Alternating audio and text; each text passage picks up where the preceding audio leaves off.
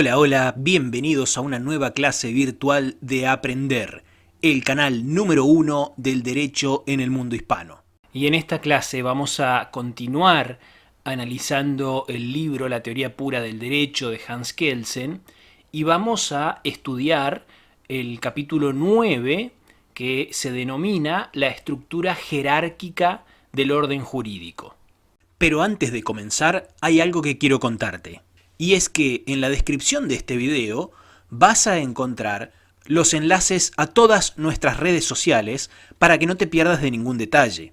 Además, y como ya lo sabes, todo nuestro contenido es absolutamente gratuito. Por eso, si querés tener acceso a todo el material, solamente tenés que suscribirte a mi canal y buscar la lista de reproducción del curso que quieras hacer. Y eso no es todo. En el primer comentario de este video te voy a dejar un enlace a nuestra página web donde vas a encontrar un resumen mucho más detallado y, como siempre, absolutamente gratuito.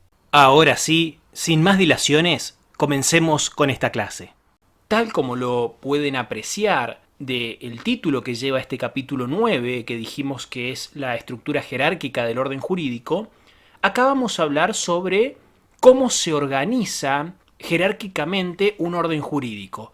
Es decir, que vamos a estudiar la famosa pirámide de Kelsen, a pesar de que Kelsen nunca habló en este libro de la figura de la pirámide, pero así es como se conoce.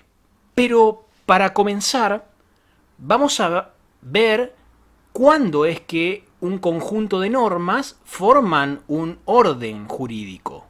Un conjunto de normas va a constituir un sistema o una unidad o un ordenamiento cuando la validez de estas normas reposa en último análisis sobre una norma única.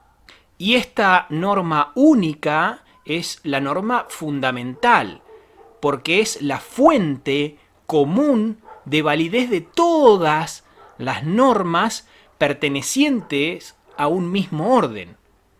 De este modo es que se constituye la unidad del ordenamiento jurídico. Entonces, una norma pertenece a un ordenamiento determinado únicamente cuando existe la posibilidad de hacer depender su validez de la norma fundamental. Entonces, como pueden apreciar, la clave está en la validez de la norma. Y esta validez de las normas jurídicas no tiene nada que ver con el contenido de la norma jurídica.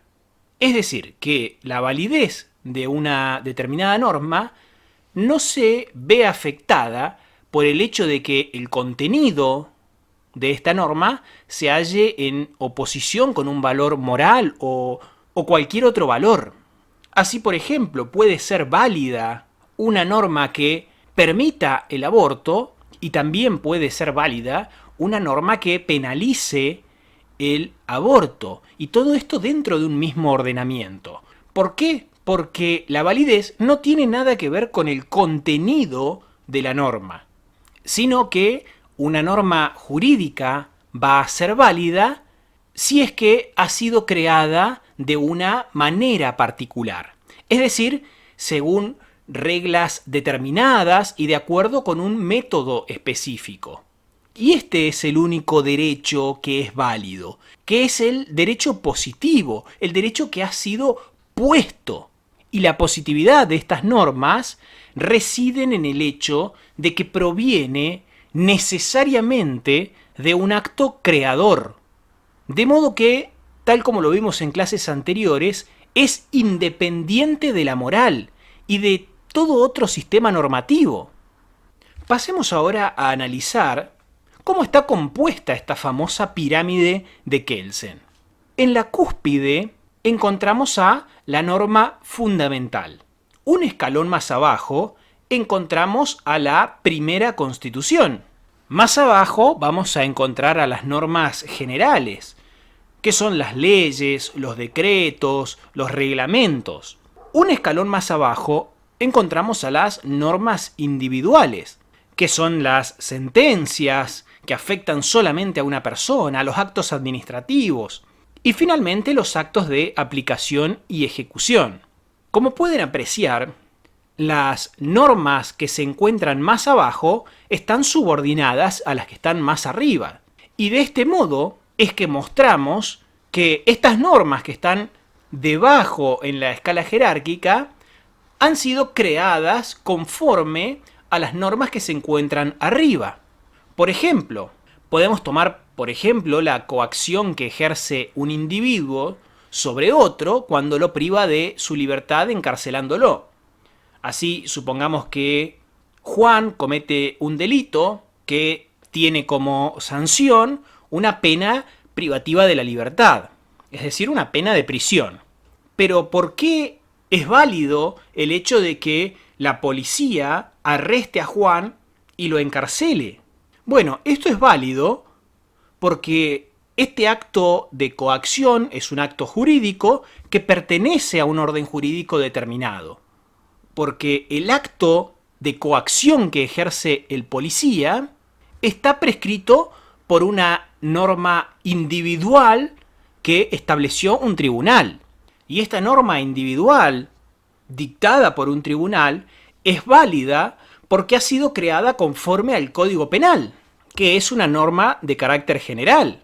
Y a su vez, la validez del Código Penal resulta de la constitución de un determinado Estado, que establece cómo es el procedimiento para la formación y sanción de las leyes en ese Estado.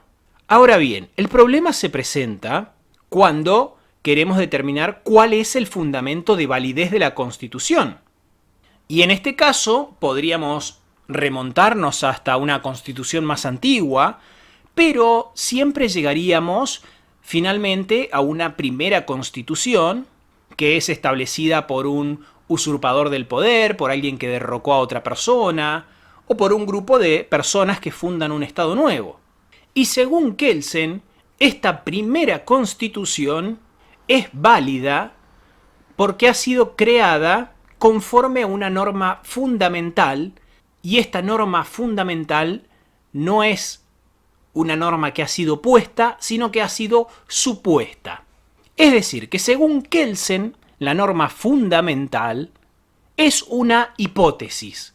Entonces, debe quedar claro que según Kelsen, esta norma fundamental no es una norma del derecho positivo, porque esta norma fundamental no ha sido puesta, sino que ha sido solamente supuesta.